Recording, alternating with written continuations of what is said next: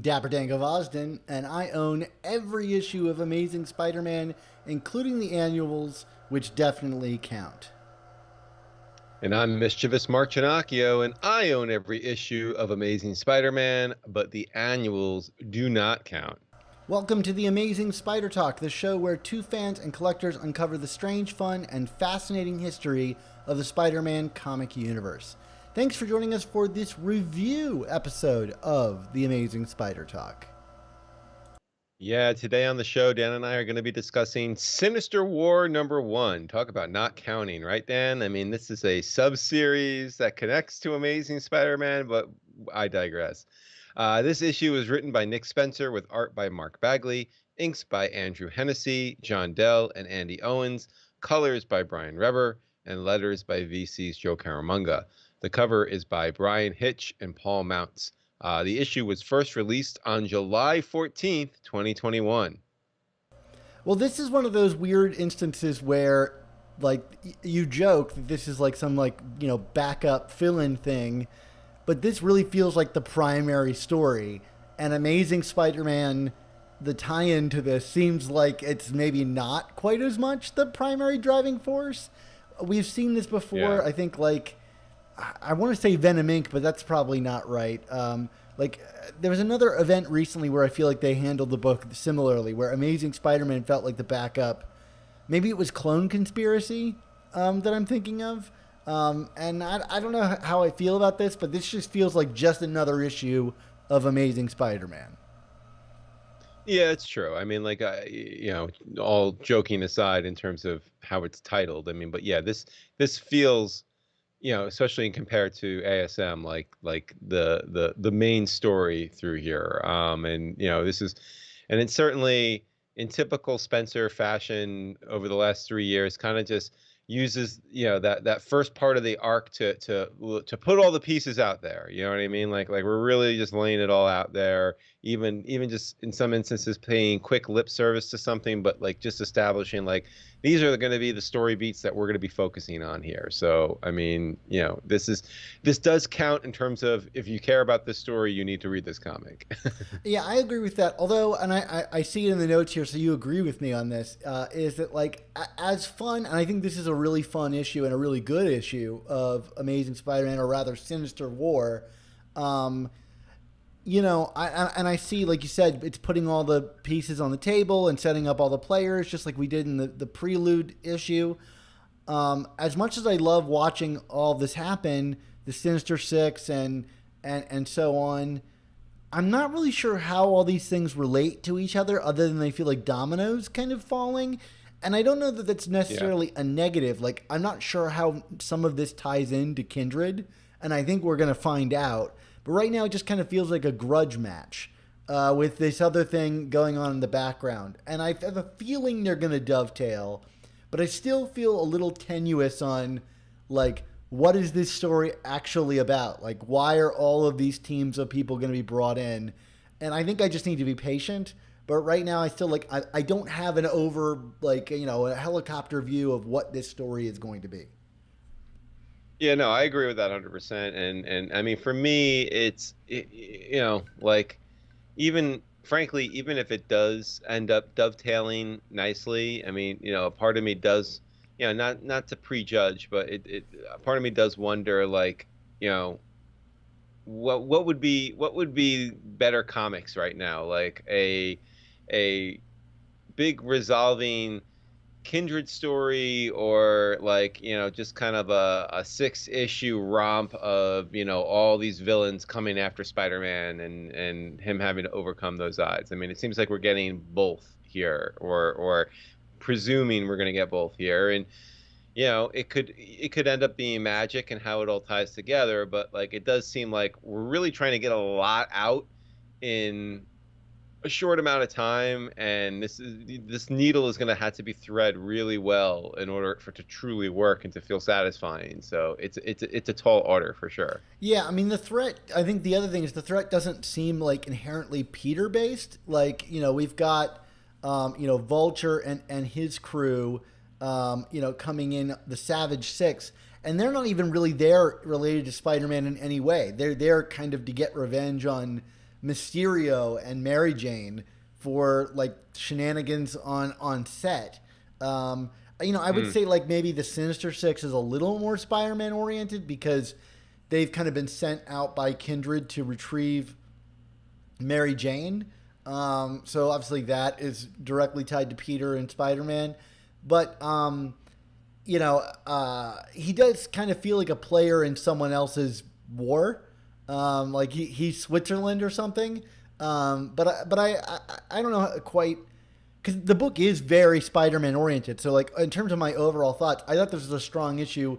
Also because like most strong issues of Spider-Man, I felt like Peter had a real voice in this book, yeah, and I always love reading that. And I think yeah. for all the knocks on Spencer, when he does write Peter, he does a good job of it.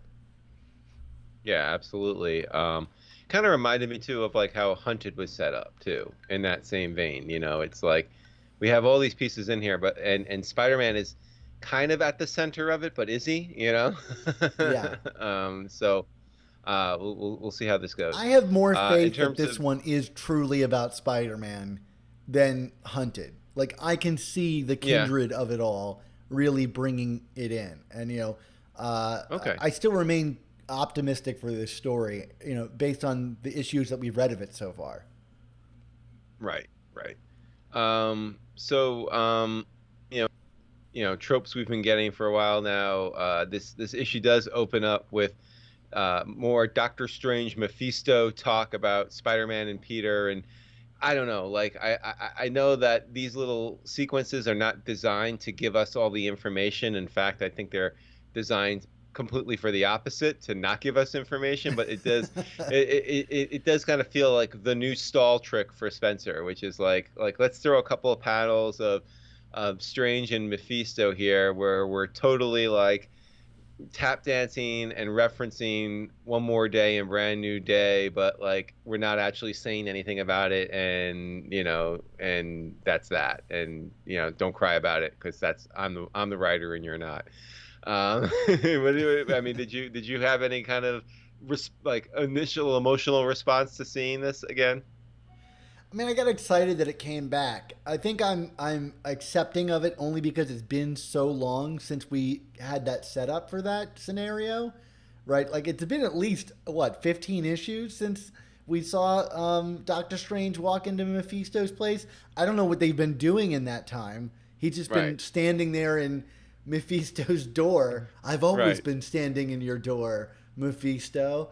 But I mean, in that case, that was a stall. But yeah. I mean, I guess yeah, it was Last Remains when we saw this. So that was a long time ago.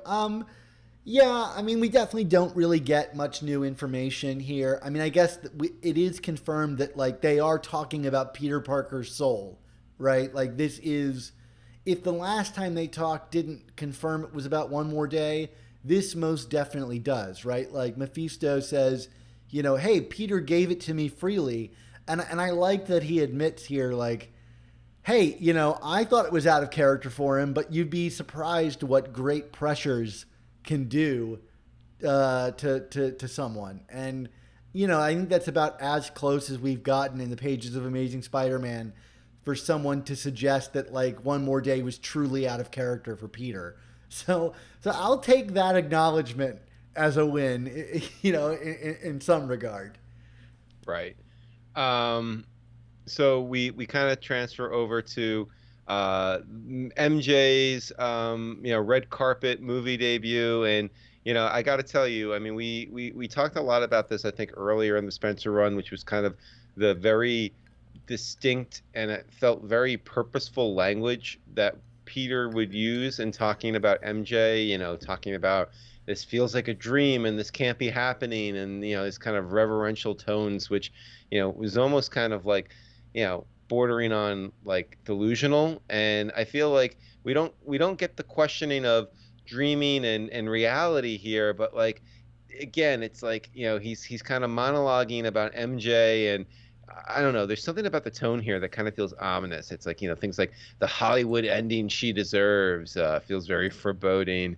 And I don't know, like to me, this kind of feels like, when you're watching a movie or TV show, and they're like, you have this interaction between two characters, and it's like so pointed. You're like, okay, someone's about to die. You know, like Yeah. like I don't necessarily think they're gonna kill MJ, but like they're setting something up here in using all of these platitudes and like this reverential language about her. I mean, don't you think? I mean, doesn't it feel kind of pointed to you? Yeah, it definitely does. In some ways, it feels a little unearned because, like, the movie that she's making seems like it's garbage. I don't really know that we get a sense of how people feel about it, but Right. I don't know. Maybe it's just that I didn't like the Amazing Mary Jane series very much. But yeah, I know. I totally feel you on that. I did like the writing, though, like Peter kind of letting her have the spotlight and staying back. I mean, I have to say, like, allowing it to be her moment.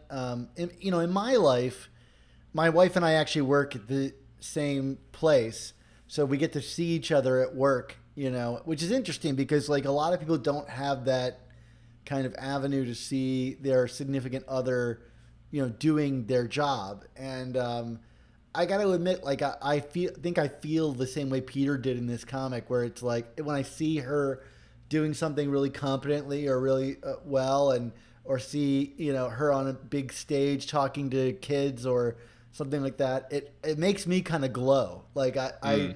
I'm very proud of her, and I feel really good, and it's like really a warm moment, and my love radiates outward.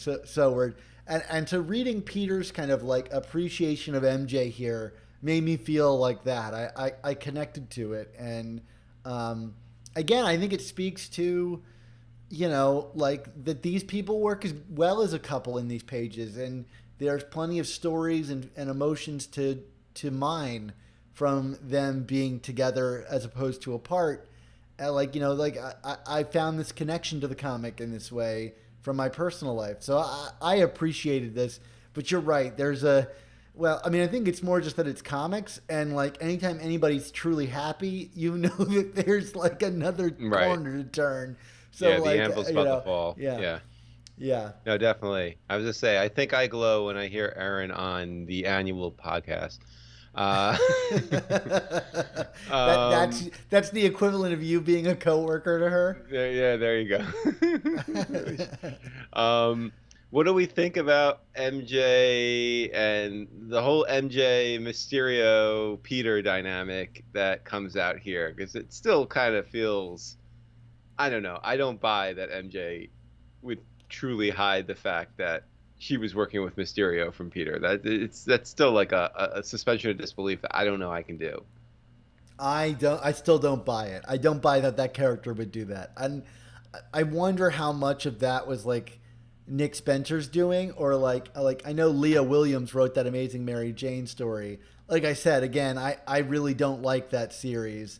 It was canceled ultimately, and this is not to bash on any writer or anything. I just didn't like it, and to me it felt like it didn't match up with what Spencer was trying to do. So I wonder how much this was truly by his design.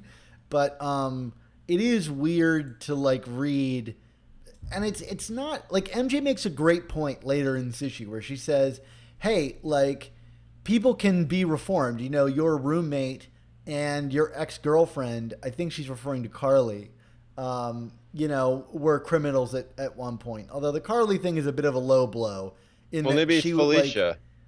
oh, you're right. I guess that's true. Felicia, I didn't Yeah. think about that. Yeah. Right. Yeah. Yeah, it's for Felicia. Silly me. I, I, I like that. I think it's a decent point, but I also think like their history with Mysterio goes far beyond that. Like both of them have been like tried to be killed by this guy. I just don't buy that she would go, "Hey, this guy who's a master of illusions, he's a guy I trust." Right. It's like Yeah. he's inherently distrustful. Yeah. Yeah. I mean, the whole premise of the movie was based on a ruse. So, Right, exactly. Yeah, I mean, yeah, like if there's one thing you know about Mysterio, it's don't trust this guy. yeah, exactly. So I don't know. That really bugs me because I really don't think that she would. And by the end of the issue, I think our point is proven right. Yeah, it's very true. Very, very true. I did. I don't know. I saw a little bit of an homage here, and maybe maybe I'm overreading it. We get the Peter is hinting that he's got the ring in his pocket and he's ready to propose to MJ, and kind of just as he's about to do that, all of the villains start to show up. I mean, starting with the Savage Six, and to me that felt like that the early stages of One Moment in Time, which of course like retcons the wedding, where they kind of show like Peter's on the way, Spidey's on the way to the chapel, and then like Electro interferes, and it's kind of like, is this, I guess my thought was, is this Mephisto again kind of using dark magic to set up an obstacle here to keep Peter and MJ from taking that next step. It does seem like every time Peter's ready to do that. Now, I mean, that's kind of typical Spider-Man luck, of course, but there also seems to be like other things that are blocking it from happening. Yeah, I'm not sure if I'm willing to like suggest that it's some mystical interference, but it is very much like the Parker luck that he's preparing to do this proposal. And like we're being completely, I mean, we were explicit before in seeing an engagement ring, but here we have Peter directly addressing it. Like he's got solid plans. It's something that he wants. And now that we know that Nick Spencer's run is coming to a close, like, we're truly tying in the One More Day and the marriage and stuff into all of this. So, although I have to admit, I hate public proposals. And it makes me kind of cringe that Peter was considering this. I find them so. Look, there's going to be someone listening to this that had a public proposal. Or I don't know, Mark, maybe you had a public proposal. I did not have a public proposal, no. I did not either. I just kind of find them like attention seeking. And it's, to me, like it seems, I don't know if I think that Peter's the kind of guy that would propose to someone at a Hollywood premiere. I don't know that I feel like that's something that he would do. Yeah. Granted, his proposals in the past haven't been entirely smooth either. So, who's to say one way or the other? Yeah. I do want to note here, just before the Savage Six like busts into the theater, we get this splash page from Bagley, and I generally like Bagley's art throughout this issue, but for whatever reason, like his Savage Six here bothered me. Like they all have these like kind of goofy grins on, and like I kind of get like, oh, they're smiling because they're about to ambush, Mysterio in the movie and Spider-Man, but like I don't know, like they kind of just. It just looked weird to me. It looked unnervingly happy and not threatening. Does that make sense? Yeah, I buy that. I did like their silhouettes though, like the way that he has them posing. Like Cobra is like leaning over, and like almost like slithering over the edge. Like I felt Right. like he made them very distinct. Although I wanted to point out like Scorpion's involvement in this story. I mean, I don't know, Mark, if you've been reading Donny Cates's Venom, which I know wrapped up, but like there was this character named Virus that turned out to be Mac Gargan in like an alternate universe, like Venom costume, Mm-hmm. and at the end of the story, like Virus Mac Gargan of 616 Earth got stuck in Earth like 1051. So he's in another universe right now, like canonically. So like I even double checked on like the Marvel wiki pages, and there's no story that has him traveling from one universe to the other. So I don't know how the hell Scorpion is here. Like he's supposed to be trapped in another dimension. So maybe we'll get that story someday. But like to me, it's a yada yada. And I'm not a stickler for this stuff, but like I've always had a red flag for it after like Spider-Man, right? Because at the end of Spider-Man, it ends with our Mysterio getting stuck in the Ultimate Universe, right? So I Right. remember during Secret Wars, the whole time I was thinking like, is anybody gonna acknowledge Mysterio, or is he just gonna die in the Ultimate In Universe? the incursions, Um, yeah. so I don't know how Scorpion is here because he's supposed to be in another universe. So I don't think it will ever be addressed if I had to put money on it. But I just wanted to note it. Yeah, good to I duly noted, Dan, duly noted. I mean, with that said, I thought like this was the fight scene that ensued was kind of good chaos, good visual chaos. Um, Spidey is like very dominant and making jokes. He does say at one point, "Oh, MJ can take care of herself and then some," which, in one breath, I kind of appreciate them not always treating Mary Jane as a damsel in distress, but like at the same token, I mean, Peter was just about to propose to her, and now he's just kind of like, she's fine. Like, six of my deadly enemies are here, but she's fine. I don't know. Did you have a response to that at all? Well, my response was more that like he says that, and then like the next several pages are spent saving her from villains. So Right. it's Yeah. like it's kind of a weird note. I thought some of the like as visually distinct as I thought these scenes were, like I thought Bagley and Brian Reber's colors really did a good job of like navigating a very crowded crowd scene and making it easy to distinguish. That's not always been the case on Spider-Man artists in these big books. And for Bagley's credit, like he doesn't skimp on the details in big crowd scenes.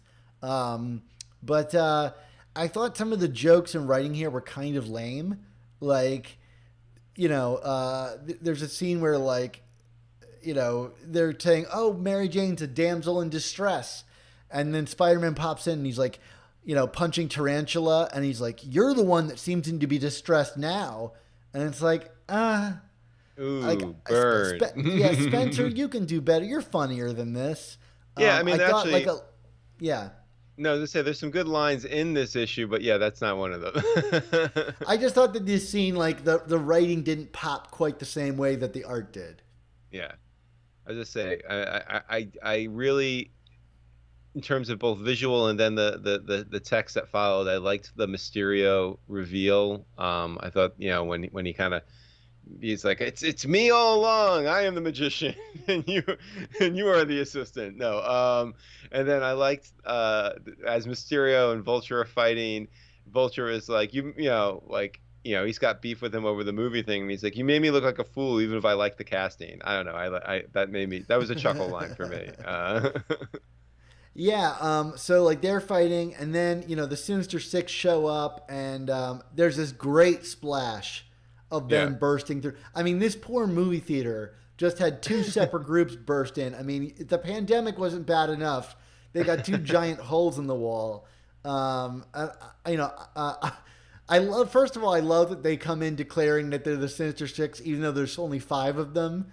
Yeah. But it was a really cool looking page. I mean, I don't know, Mark Bagley drawing Spider-Man villains. I'm there. I'm there for that. Yeah, yeah. Especially the classic rogues. It's always good with that. And I just kind of like that, you got all this chaos going on right now, and even Spider-Man is kind of like, yeah, I can't figure out like the who, what, where, and whys right now, but I just gotta like handle this. And it's like it's basically like, yeah, I know it's a car wreck, but aren't car wrecks fun to look at? That seems to be the general vibe of this comic right now. And it's true, it is. This is fun to look at, and it's kind of fun to like keep the score of like, wait, who's here, who's doing what, and as you know, Bagley's art really does a good job of like defining the action and defining who's doing what. So even with all these characters and all this cross stuff going on, you don't really lose the thread of what's happening, which I think is really key here because it could otherwise be easy to lose. So right, everybody is like bashing each other's brains in. I thought there were some really cool like panels where it like pairs up Spidey villains against each other. Like when are you gonna see like Tarantula fighting Doctor Octopus? It doesn't happen all the time, but it was fun to see that kind of like it's not Spider-Man fighting them; they're fighting each other, and that's like the kind of chaos I'm all here about. And then it concludes where Mysterio kind of grabs MJ and really admits that this is all about the Mephisto deal. Like the Kindred stuff has always all been about the Mephisto deal. And I don't know that we've really had confirmation of that here. And here it acts almost like, yeah, of course you know this. Like, let's just keep going, you know? And I appreciated that. You know, Mysterio says the devil always gets his due and steals MJ away. You know, it's kind of weird, like, he says that because it's like, are you working for Mephisto or Kindred? I guess the devil is like, it's weird to be in a universe where you have that phrase and the devil is a real dude. But right. So I mean, he's referring to Kindred, but so he kind of like takes her away. Yeah. So what do we think Mysterio's motivations are here? Because like he's got MJ alone, and you know, is he trying to? But we know earlier in the prelude, he accepts Otto's offer to join the Sinister Six. So what's Mysterio's game here? Do you think? Well, that element I didn't particularly understand. I mean, the capturing MJ thing. You know, as much as I understand Kindred's motivations, which is to say none, I understand Mysterio's motivations, which is to stay on the good side of Kindred, right? So Kindred wants MJ, he's going to deliver it, right? Which was my understanding before the whole Hollywood storyline was like, hey, I need MJ out of the picture for whatever reason, you know, give her this role in this movie and go do all that nonsense, right? And like my number one critique of Amazing Mary Jane was like, it did nothing with that setup that Kindred was, you know, it almost swerved in the other direction, which was make Mysterio a good guy when he was acting on the orders of Kindred. So, like, here it seems like we're at least kind of pivoting back towards what I think that storyline was meant to be, is that, you know, Mysterio, for all of his desires to escape Kindred and maybe live a normal life, is getting pulled back into the Kindred story because he does owe the guy. He pulled him out of hell. He's going to deliver MJ no matter how he feels about it. Yeah, although there's still a level of sympathy for Mysterio, so we'll see how this truly plays out. Right. So we do get a Kindred Peter confrontation, although, like, you know, it's in the midst of all this other chaos, so I don't know if it really adds or detracts. I mean, you know, but we have it. I did like about the sequence the consistency of Kindred's lair. You know, like we've had these sequences with him, like all these mirrors and smashing through the mirrors and things like that could just be really trippy. But that they keep coming back each time, I think, is interesting. So it suggests there's like a real physicality. And in many ways, it makes that threat real in a way that like some other trippy visuals probably like wouldn't. And I'm like, oh, we're revisiting the same like graveyard setting. I mean, look, do I feel like it should have been wrapped up in like, you know, Sin's Rising Last Remains? Yeah, but at least we're like revisiting the scene of the crime again. I thought like that visual consistency like made me buy into it a bit more. Cool. And that brings us to the last scene here, which is we're back to Doc Strange with Mephisto, and he's like, you know what, this doesn't add up. Peter Parker would never give his soul to you. And Mephisto's like, well, why don't we make a little wager on it? So they're at like the roulette wheel, and Mephisto was like, red or black? And I gotta ask you, Dan, and maybe I'm like not thinking of something very obvious here. I mean, red or black is obviously a roulette term, you know, in terms of making your bets, but like, again, it just feels very intentional and pointed. So I'm trying to think, what else could they be referring to here? I don't really know. I mean, like, you know, maybe there's the case to be made of Spider-Man's costume coloring. I don't know. I mean, I'm expecting them to take up that bet and then for it to land on 0 and green. So, I mean, I can't imagine this whole thing would be like ended on just a fate of chance, because that's like a writer's way of like, anytime a writer makes something about chance, it's kind of a cheat because it's not really chance. The writer gets to choose. Yeah. Right? There's one God and it's the writer, and chance doesn't really exist unless that writer is truly like rolling a dice and is very transparent about it. Like I think about the death of Robin, will Yes. he get Yeah. killed by Joker or not? Yeah. Right. Call our hotline and determine. Right, exactly. Right, that's what we're getting in this book is call the Spider Hotline, and I don't believe that those guys would do that because they can't even seem to get a consistent letters page put together. So, we're not doing a voting thing here.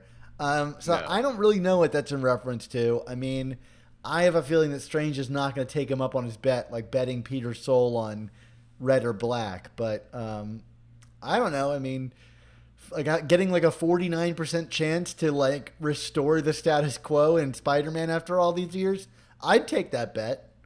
Do you want to do grades? Yeah, sure. I'm giving this thing a B. I thought this was a really solid start to this storyline. Yeah, I mean, Dan, I'm right there with you, as we tend to be with most comic book reviews, just not everything else in life, but that's okay. You make it sound like we don't agree about anything. No, we do, but we seem to agree most on comics, which is funny. Yeah. But yeah, so a B for me as well. Yeah, this was fun. Like I said, it's kind of like a fun car wreck. I do hope we get a little more direction about how all these plots are supposed to really intertwine. And I don't know, spoiler alert, in the next episode we do if we're gonna get that, but yeah. But let's stay tuned. Maybe Sinister War #2 will be a different story. Yeah, I mean, I guess the way I feel about it is like I would be hotter on this if I didn't have a kind of deja vu feeling about it. Like Right. I feel like we've been Same. there, done that before. I mean, it's bigger than it was before, but like I've been ready for this to happen for 25 plus issues. So Yes, agreed. yeah, awesome. All right, Mark. Well, why don't you take us home? Yeah, Dan. It's that time, of course, time for the good things that we do to come to an end. So we want to say thank you to you, the listeners, and for those of you who are viewing, for tuning into this episode of The Amazing Spider Talk. Yeah, as always, this episode was edited by Rick Coast with production support from Andy Myers. Our artwork comes handcrafted by artists Ron Friend, Sal Buscema, and Ray Sumser. Our theme songs were produced by Rylan Bojack, Tony Thaxton, and Spider Madge. This episode was originally released on our Patreon as a live stream hangout with us back when the comic was first released. So if you'd like to help support our show's continued existence and these reviews while joining us on the live stream, why not head on over to our Patreon, sign up, and listen to all the episodes and get all caught up with what's going on in the world of Amazing Spider-Man. So Mark, until we gamble over your soul on the roulette wheel, what's our motto? Ooh, that's something. Our motto, of course, is with great podcasts, there must also come the amazing Spider Talk. Two men who know the angles, uncover and untangle all the questions and the webs left out to dangle. Be in 1962, last Wednesday's afternoon.